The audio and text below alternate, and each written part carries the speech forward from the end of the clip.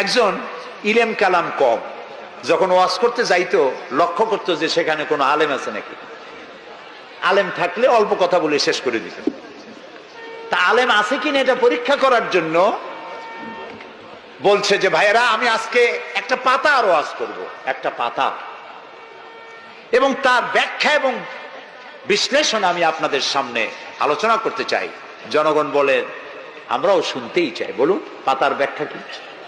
তিনি বলছেন এমন একটি পাতা, এটি যদি মাটিতে পড়ে বাঘ হয়ে যায়, আর যদি পানিতে পড়ে কুমির হয়ে যায়।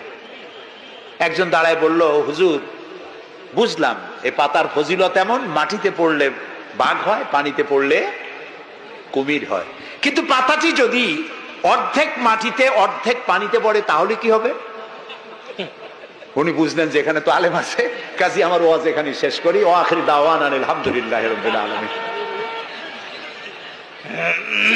কথার মধ্যে ফাঁক থাকলে এরকম হয়, কিন্তু আল্লাহর কথা, নবীর কথায় কোনো ফাঁক নাই। লা ইয়াখাফু ইল্লাল্লাহ, আল্লাহ ছাড়া কোনো ভয় থাকবে না। কিন্তু গরু ছাগল ভেড়া নিয়ে যাইতে গেলে যদি জঙ্গলের বাঘ আক্রমণ করে, সে ভয় কি থাকবে না? আল্লাহ রাসূল ব্যাখ্যায় বলছেন লা ইয়াখাফু ইল্লাল্লাহ আবে যেবা আলা গানামি, তবে তোমার ঘোড়া, তোমার সাথের ভেড়া, ছাগল, পশু যদি থাকে তো তার উপরে বাঘের আক্রমণ এ ভয় থাকতে পারে, কিন্তু সম্পদ হরণ, সতীত্ব হরণ, জীবন হরণের কোনো ভয় থাকবে না, এমন সমাজ কায়েম হবে। লা ইয়াখাফু ইল্লাল্লাহ ওয়ালাকিন্নাকুম তাস্তাজিলুন, তবে তোমরা খুব তাড়াহুড়ো করছো, একটু সহ্য করো, একটু ধৈর্য ধরো। নবী করিম সাল্লাল্লাহু আলাইহি ওয়াসাল্লাম একটি সুন্দর সমাজ উপহার দিলেন।